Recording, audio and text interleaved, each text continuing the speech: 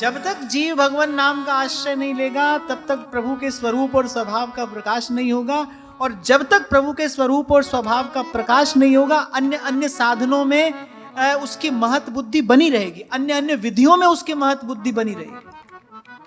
बहुत अधिक बात आपको मुझे न कहकर, क्योंकि हमारी बुद्धि अल्प है, उसकी गति बड़ी थोड़ी है, इसलिए संत हमारे हाथ में सार की बात दे देते हैं कि भाई रट रसना दिन रहन, इसकी कृपा से सब होगा।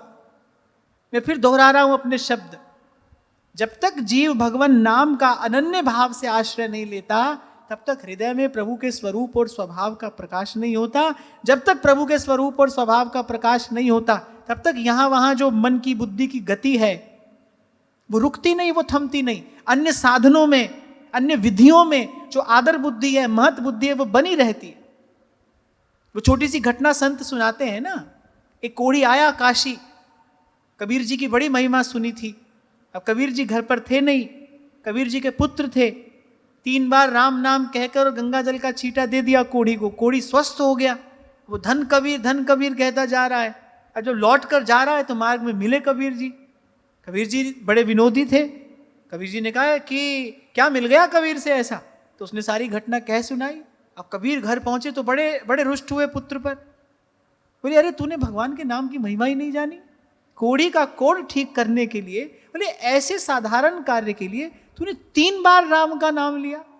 अरे वो ये कार्य तो नाम के आभास मात्र से हो जाता। कबीर जी के कहने का तात्पर्य ये था, नाम लेने की आवश्यकता नहीं थी। यदि तू अपने मन में सोचता, नाम के आभास मात्र से यह कार्य हो जाता, और इसके लिए तूने 3 बार नाम लिया, तू नाम की महिमा नहीं जानता। 3 बार नाम क्यों लिया?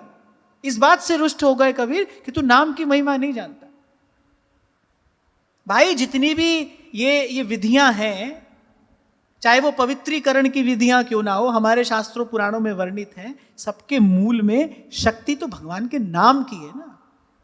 बार बार आपसे कहता हूं ना भाई, ये 18,000 श्लोक किस लिए कहे भगवान वेदव्यास ने? ये कहने के लिए, नाम संकीर्तनं यस्य सर्व पाप प्रणाश।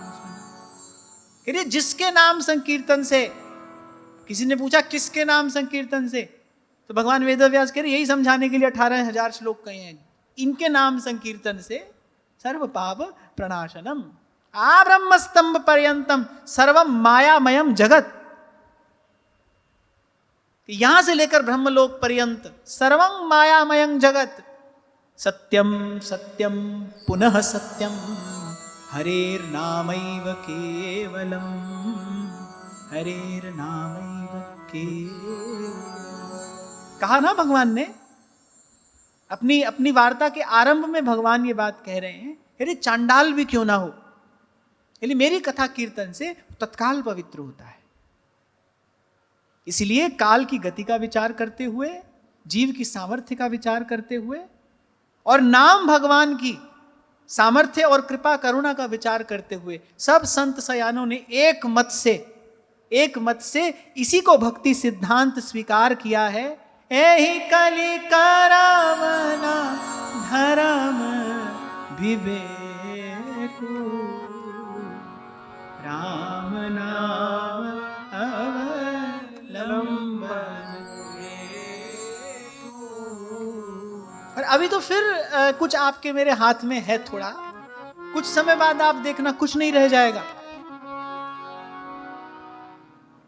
कैसी अशुद्ध अपवित्र वस्तुएं मंदिर में भगवान को भोग लग रही हैं, ये सब होना तो आरंभ हो ही गया ना। कुछ रह नहीं जाएगा आपके मेरे पास नाम के अतिरिक्त। तभी तो आपसे कहता हूं कि सब मिलावटी है भाई। आज सब कुछ अशुद्ध है, मिलावटी है, अपवित्र है। यहां साचो तेरो नाम रे। तो भाई जहां 10-20 साल बाद जाना ही पड़ेगा, आज ही क्यों नहीं चले जाते? बनवारी रे जीने का सहारा तेरा नाम रे, मुझे दुनिया वालों से क्या काम। उस दिन गा रहा था ना मैं रैदास जी महाराज की वाणी, नाम तेरो आरती मजन मुरारे हरि के, नाम बिना चूठे सगल पसारे। वो तो कह रहे हैं कि नाम ही आरती है, नाम ही पूजा, नाम ही केसर, नाम ही चंदन, नाम ही आसन, नाम ही माला, नाम ही दिया, नाम ही बाती, नाम ही फूल, नाम ही धागा। हरि के नाम बिना झूठे सगल पसार। और नहीं तो कबीर अपने शब्दों में कहते हैं, सिद्ध समाधि अंत नहीं पाया, लाग रहे सरनाई, ठाडा ब्रह्मा निगम उचारे, अलख न लखया जाए। फिर कहते हैं कि उस अलख को देखने की विधि क्या है? तत् तेल नाम किया बाती, दीपक दे उजियारा, ज्योत लाए जगदीश जगाया, बूझे बूझन हारा, जी गोपाल तेरा आता, जी दयाल तेरा आता। इसलिए मैंने कहा सब संत सयानों ने एक मत से इसे सिद्धांत रूप में स्वीकार किया है।